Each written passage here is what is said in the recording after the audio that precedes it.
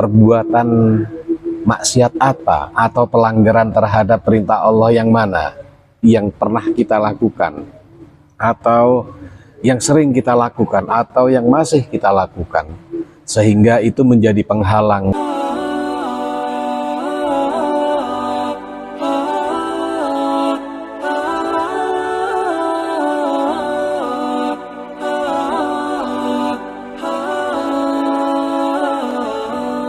Assalamualaikum warahmatullahi wabarakatuh. Sahabat mujahidin yang dimuliakan Allah, pada satu ketika Imam Syafi'i merasakan daya ingatnya, daya hafalnya mulai menurun. Padahal sebagaimana kita tahu, Imam Syafi'i sudah menghafal Al-Quran pada usia 7 tahun. Kemudian dalam usia 10 tahun sudah hafal kitab Al-Muwatta.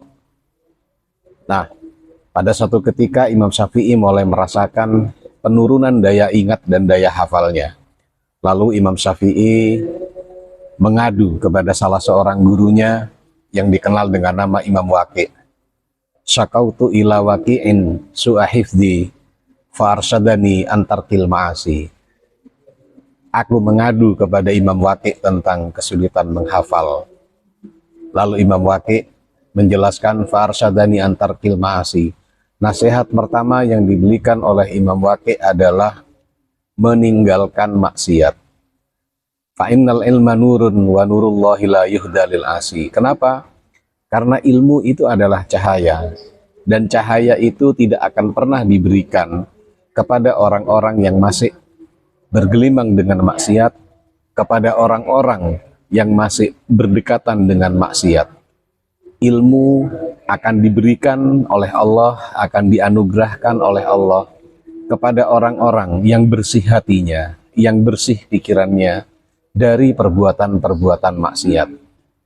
Karena itu, untuk bapak-bapak yang ingin mempertajam daya hafalnya, yang ingin mempertajam daya ingatnya, mari kita lihat introspeksi pada diri kita.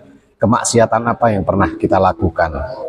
Segera kita hentikan, segera kita bermunajat kepada Allah, mohon ampunan, agar hati kita bersih, sehingga kita mudah menghafal, Al-Quran, kita mudah menghafal ayat-ayat Allah. Begitu juga buat adik-adik yang masih sekolah. Ketika merasakan daya hafalnya menurun, daya analisanya menurun, ayo kita introspeksi. Perbuatan maksiat apa atau pelanggaran terhadap perintah Allah yang mana yang pernah kita lakukan, atau yang sering kita lakukan, atau yang masih kita lakukan, sehingga itu menjadi penghalang kita untuk lebih mudah mencerna ilmu, untuk lebih mudah memahami sebuah pelajaran, dan untuk lebih mudah kita menghafal. Dengan membersihkan diri kita dari perbuatan maksiat, insya Allah, Allah akan memberikan kemudahan kepada kita untuk memahami ilmu, untuk menghafal ayat-ayatnya, bahkan untuk memahami ayat-ayat yang tersembunyi dari setiap peristiwa yang terjadi di muka bumi ini. Semoga Allah memberkahi kita ilmu yang bermanfaat dan menjauhkan kita dari maksiat, sehingga ilmu yang kita dapatkan adalah ilmu yang bermanfaat dan ilmu yang berkah di dunia dan akhirat.